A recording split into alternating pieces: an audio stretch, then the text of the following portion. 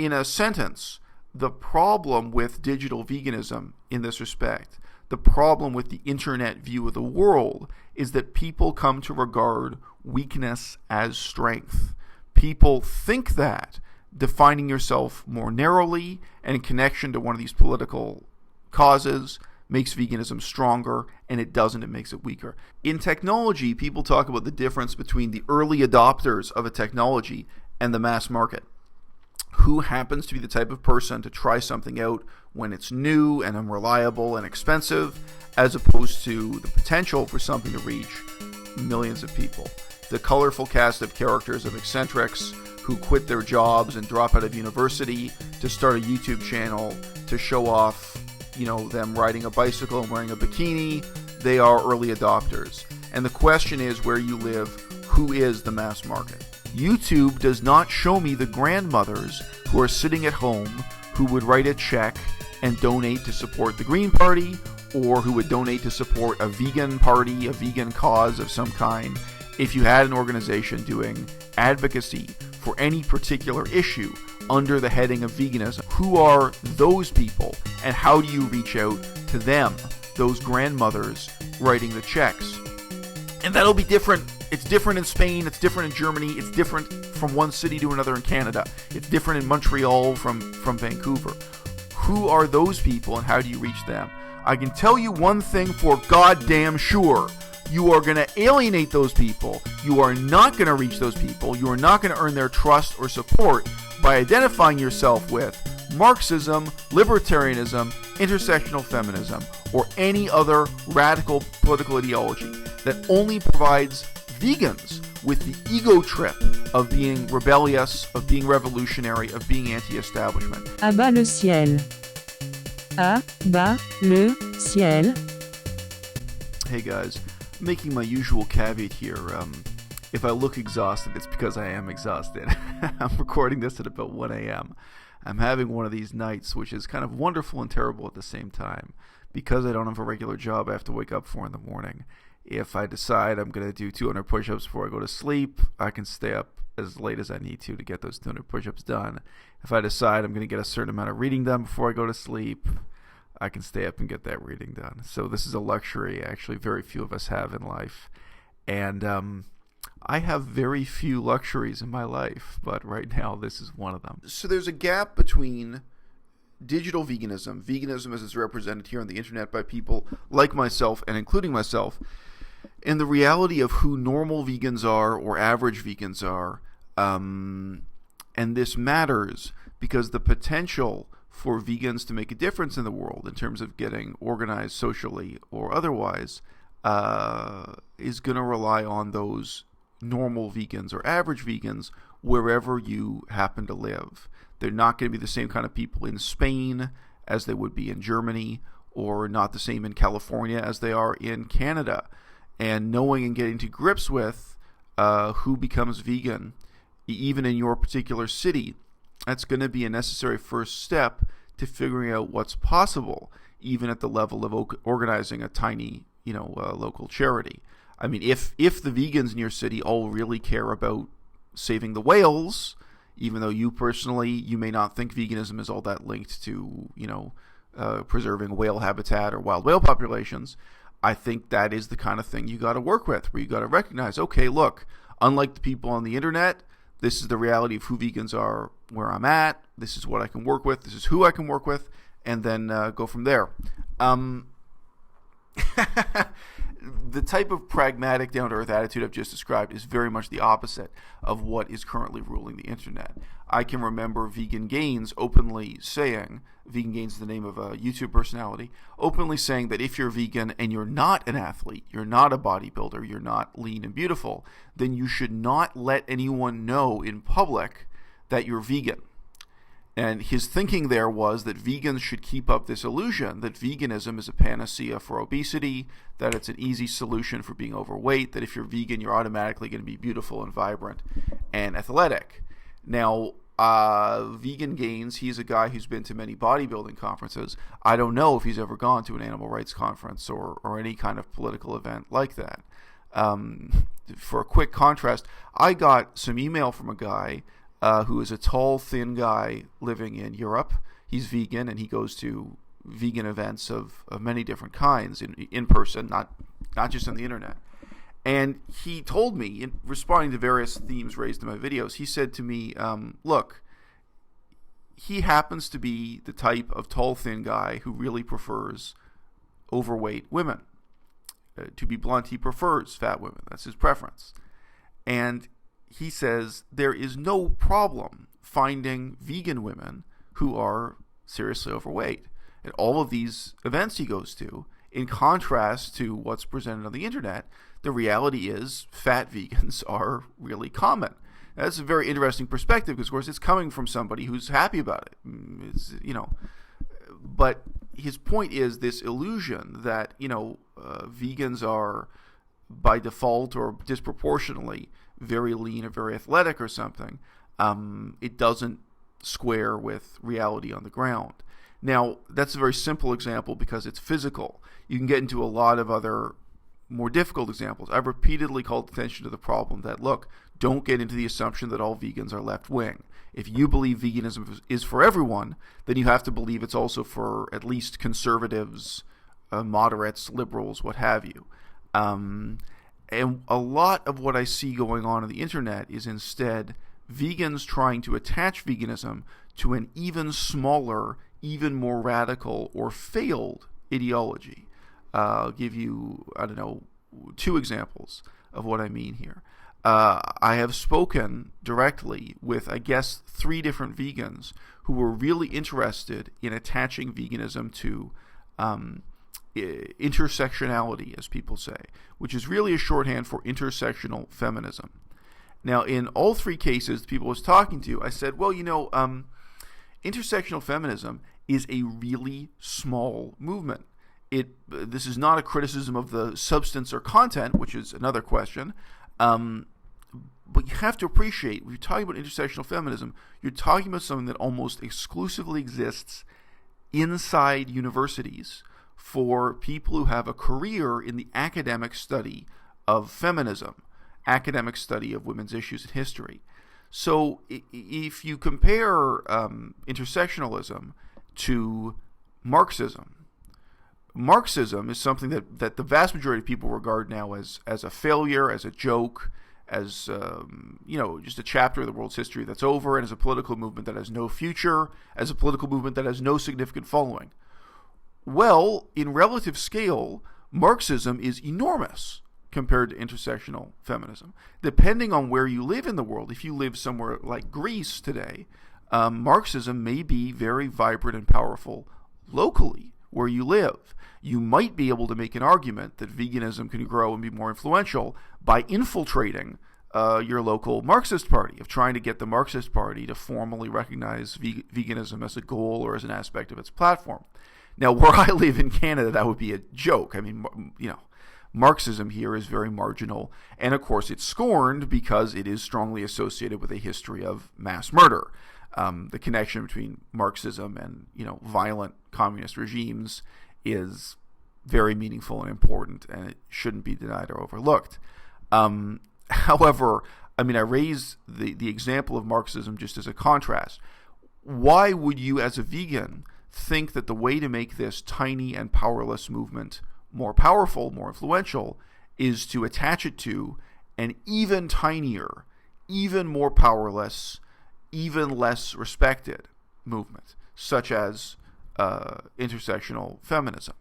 I don't say that out of any hatred for the particular example. I am raising this under this rubric because I think this is the type of misperception or misconception that comes out of vegans living so much on the internet. A large percentage of vegans only have vegan friends via the internet. They don't know other vegans face-to-face in real life. And I can sympathize. This is basically the situation I've been in most of the time I've been vegan. Whoever my girlfriend is at the time would be vegan also. And then outside of that, do you know any vegans face-to-face in the city you happen to be living in? It's tough. So, for me too, most of, my sense of what normal vegans is like, is also warped. I often say to people, look, I don't know what normal vegans are like. I know what vegans on YouTube are like. I know I know the tiny minority of vegans who, have the self-confidence to get on camera or to write a blog or to write articles. I know what those people are like. And of course, there's a distortion. And that distortion is partly geographic, because I'm looking at kind of the boldest and the bravest of people from England, California, India, Hong Kong. It doesn't represent the potential for political action in my city, partly just because it's cosmopolitan, and partly because these are mostly not people who have a job, not people who have kids or a normal life. These are often people who are trying to earn an income from their internet presence. Already I've also outlined the many ways in which my channel is different from that norm. And obviously, look, I'm not hating on it. I'm not saying vegan YouTube shouldn't exist. I'm a fan. I'm a fan of, these people all know me. The people, I'm a fan of your channel. I'm a fan because I've told you, etc. I don't just get fan mail. I send people fan mail. I'm happy that there are people spreading this message on YouTube. However, all sorts of distortions arise because of this sort of unexamined gap between digital veganism and real-world veganism. And the latter may be really hard to look into. Now, again, I'm not raising this concern because I'm afraid outsiders will look at vegans on the internet and think vegans are dumb. I'm not raising it because I'm afraid that people like vegan gains, people on YouTube with extreme opinions, make veganism look bad. That's not my concern at all. I'm concerned about you guys, my viewers, and the people who write into me who are trying to organize veganism into something politically, not knowing where to stop. Not knowing where to start. We'll worry about where to stop later, am I right? And being really misled this way. Now, another example, I get a lot of reactions from a guy called Ron Paul Girls, who is both my number one fan and my number one critic. And instead of intersectionalism or Marxism, he's wanting veganism to be attached to libertarianism. Specifically, he has his own eccentric view of ecological libertarianism, which is interesting to talk about in some ways, because I think one of the clearest weaknesses of libertarianism is exactly its relationship to ecology. The vast majority of libertarians, like anarcho-capitalists, will just say, well, if it's your private property, you can do whatever you want with it. Well, if you buy a piece of land and cut down all the trees, this is a problem. They're just obvious issues of regulations and government paternalism, government oversight and intervention that come up under the heading of ecology and that come up for vegans too. But anyway, that's his approach. That's interesting. If you're just talking about, people on the internet and the distorted view of the world you get through the internet, you might think this sounds like a viable approach or what have you. It's not. And it's not for the same reasons that I've been talking about just now. We come from a culture, anyone who speaks English, anyone in the modern Western world, we come from a culture and an era that reviews, that a culture and an era that treats rebelliousness as a positive trait in and of itself. And people slip into the assumption very easily that veganism is a revolutionary movement simply because it's a challenge to one aspect of the establishment. Well, veganism isn't, and you make veganism weaker by attaching it to any kind of rebellious or revolutionary cause. For the same reasons, look, a campaign to end cigarette smoking is not inherently rebellious or revolutionary. A campaign to save the whales or any other pragmatic, habitat-related, wilderness-related single issue like that, it doesn't get stronger by associating itself with radical politics or rebellious revolutionary politics. If whatever, let's use the example, if there are 7 dolphins left in a certain stretch of the river, you're trying to preserve that habitat, save this endangered species. No other example, the monkeys are left in a very small patch of habitat, last few families of a given species of monkey, etc. The last thing you're going to want to do is, let's say you organize your 5 friends who care about this specific issue. The last thing you're going to want to do is to hitch your cart to some obscure radical philosophy, whether it's Marxism or intersectional feminism or libertarianism. This is not pragmatic. If you have 5 people together and you're trying to change the local bylaws about cigarette smoking where you live, you're trying to get an anti-smoking campaign running, which in some parts of Europe is still a really necessary deal. I mean, depending where you live, that may all be in the past tense, but there's some places where that's still a big struggle to reduce the use of tobacco. However many people you have involved at the beginning, 5 people, 10 people, whatever, you say, okay, we're going to form this anti-smoking committee, this anti-smoking campaign. The worst thing you could do is say we're only going to let people join who are intersectional feminists, or we're only going to let people join who are libertarians, or we're only going to participate with and we're going to try to infiltrate the local libertarian party. This is taking an incredibly small and weak political movement and making it even smaller and weaker. So, in a sentence, the problem with digital veganism in this respect, the problem with the internet view of the world, is that people come to regard weakness as strength.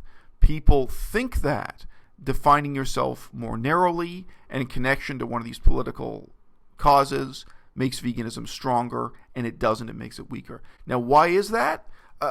This is part of the world of likes and thumbs up and all kinds of things. I mean, yes, if you have an obscure blog and instead of just being vegan, you identify with any one of these tiny political parties or movements, your blog may now get more attention, more comments, more fan mail, more thumbs up, more viewers on YouTube or what have you.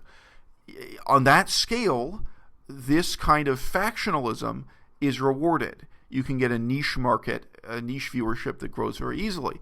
And probably someone like, there's a channel called A Privileged Vegan. She identified with, I don't know, some of the most far out. She took on a certain ideological pose that got her a lot of attention from non-vegans. And I think she found that very rewarding. You know, whatever. I'm happy for her. Good for her. I certainly have some criticism of her on this channel, but, you know, whatever. For an individual person who has that experience of, okay, look, this ideology took my channel from obscurity to a certain level of attention globally. And let's say it's Marxism. Any of these people, or anarchism. I mean, anarchism still, you know, I don't see many vegan channels that are sincerely interested in anarchism. What I tend to see are vegans who flirt with the faded memory of the role anarchism and the ALF had 20 years ago in animal rights. And then I think they seem to lose interest, maybe because of the reality of what the ALF is like today, or the reality of anarchism in ecology and veganism today. I don't know. But for right now, that seems to be out of fashion, out of style. But obviously, it's easy to imagine that could come back into style. And so again, whatever, your blog or your YouTube channel, if you identified with anarchism or Marxism, that could easily bring you more, another 10,000 viewers internationally. But it is alienating you from exactly the people who could actually support your movement or organization in your city or your town now to actually accomplish something worthwhile. Now, whatever you think of as the example of local activity and organization, I've had many examples on this channel. This guy in London, Violent Vegan, he's trying to organize a vegan hot dog shop, a hot dog stand as a form of outreach. And of course, it's hard to find people to work with. Anyway, so just say not all political organization and activism is about a street protest. So in technology, people talk about the difference between the early adopters of a technology and the mass market. Who happens to be the type of person to try something out when it's new and unreliable and expensive, as opposed to the potential for something to reach millions of people. Veganism, this is one of the problems. People like me are in a sense early adopters. The colorful cast of characters of eccentrics who quit their jobs and drop out of university to start a YouTube channel to show off, them riding a bicycle and wearing a bikini, they are early adopters. And the question is, where you live, who is the mass market? This is point one. Point two, so one of the criticisms I've received, some people think I'm praising the Green Party of Canada. And on the contrary, I have said nothing but kind of scorn and derision about the Green Party of Canada. I have an incredible low opinion of the Green Party of Canada. I think it's garbage. But I raise it as an example to show the level of organization that vegans have not yet even achieved. And I've raised this example in contrast and saying, like, well, if you really think there's hope for the future through this or that vegan organization, let's compare how far it's come to the Green Party. I'm not an uncritical fan of the Green Party. On the contrary, I've said repeatedly, the Green Party of Canada, one of the things I despise about it is they actively support the milk and dairy industry, where they want the government to give more money to support the milk and dairy industry. They want more subsidies. And, this stupid nationalistic rhetoric of the government has to protect the Canadian dairy industry against the American dairy industry, as if somehow milk made in America is more evil than milk made in Canada. It's idiotic, and it's an excuse for, graft of the worst kind. And nobody in the Green Party is interested in the question of, the actual suffering of the cows or any of the ethical and ecological realities. So anyway, I just say, anyone who thinks I'm a fan of the Green Party, you're missing the point of why I have mentioned it in previous videos. Nevertheless, the Green Party for this video, once again, is significant. There's the contrast between early adopters and the mainstream market, mainstream audience. There's a contrast between the political splinter groups, the radicals on the internet, and the political mainstream wherever you live. It's going to be very different city to city. But the reality of an organization like the Green Party is that it's based on another type of public, another type of constituency. When I was involved in the Green Party Canada many, many years ago, the reality was the party only existed because of a small number of retired people who donated, let's say, $100 a month. It's not even stereotypical to say they're retired. These were elderly people who, got involved with ecology in the 1960s or 1970s and who were convinced that the Green Party had some legitimacy in Canada and who reached into their pension and donated $100 a month. A very small number of those people were providing the financial lifeline on which the Green Party existed. They were desperately needed. That was the core constituency. And now the Green Party Canada, as I've mentioned, it's kind of a failure in many ways. They were also spoiled by this because those donors, that particular political constituency, they didn't expect anything in return. If you gave them a leaflet once a year in the mail, they'd be happy and they go, okay, well, hey, I gave them $100 and now I've got this worthless leaflet, this little, a few pieces of paper updating me on what the Green Party has done during the last 12 months. And in reality, the party would have done nothing or almost nothing. They had a meeting. I remember talking to the man who was the leader of the Green Party, the federal Green Party at that time. Again, this is years and years ago. And he was talking about getting, a Green Party youth organization. And he was hopeless. This guy, I might as well have been talking to a brick wall. He was an idiot. But I was saying to him, look, young people have other things to do. What you're talking about, what he was imagining, it's going to take up a lot of their time and money. And what are you offering in return? What's rewarding about this or what's gratifying about this? So you don't even have a magazine for them to contribute to or something. If somebody publishes an article in a magazine and their name is on it and maybe their photo is on it, even if there's no money back for something like the Green Party, for an ecological organization, that can be really rewarding. And I don't know, if your magazine is good enough, maybe the person lists it on their CV. There are things any political organization can do that rewards participation. And at that time, the Green Party was doing none of them. I said, you're imagining, the green youth as if they're going to line up to give you their time and their money when you're offering absolutely nothing in return. I was having that conversation with him in a genuinely helpful tone of voice, unlike the tone of voice I just used now. But it was completely useless. That guy was hopeless. So look, this is the final gap I want to talk about here, is the gap between digital vegans and the people who are their potential patrons, politically speaking, in any given city, wherever it is in the world. YouTube does not show me those people. YouTube does not show me the grandmothers who are sitting at home who would write a check and donate to support the Green Party, or who would donate to support a vegan party, a vegan cause of some kind, if you had an organization doing advocacy for any particular issue under the heading of veganism. Again, whether it's save the whales or save the river or setting up a hot dog stand. Who are those people, and how do you reach out to them, those grandmothers writing the checks? And that'll be different. It's different in Spain, it's different in Germany, it's different from one city to another in Canada. It's different in Montreal from Vancouver. Who are those people, and how do you reach them? I can tell you one thing for goddamn sure.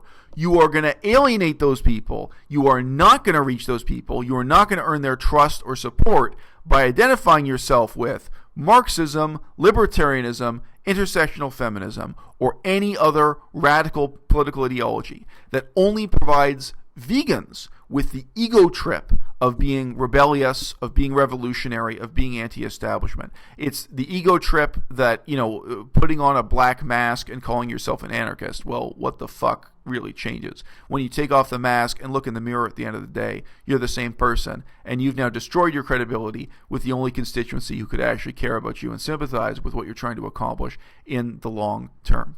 So this is part of the blinding phenomenon of taking a political movement onto the internet.